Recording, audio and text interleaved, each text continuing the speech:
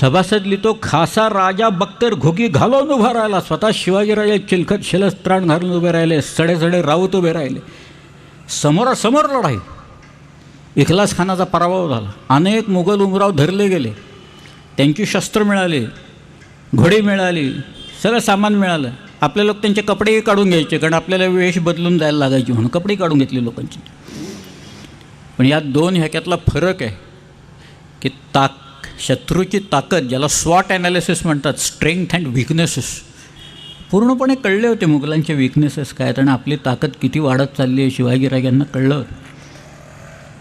मग सुरतेच्या या लुटीचं महाराजांनी केलं काय? मी आता माझा राजवाडा बांधणार, 7 मजली वाडा का काय 20 मजली इमारत, मोठी किंमत, 4-5 मजली नुसतं पार्किंगच असेल तिथं, वगैरे वगैरे वगैरे सगळं तिकडे. शिवाजीराजांनी सिंधुदुर्ग बांधायला संपत्ती टाकली. गोव्याच्या पोर्तुगीजांच्या उरावर एक किल्ला शिवाजी महाराजांनी बांधायला काढला. फार सुंदर वाक्य आहे सभासदाचं.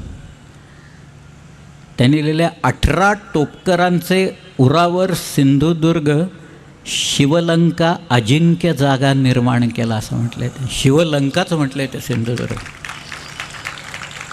जागा.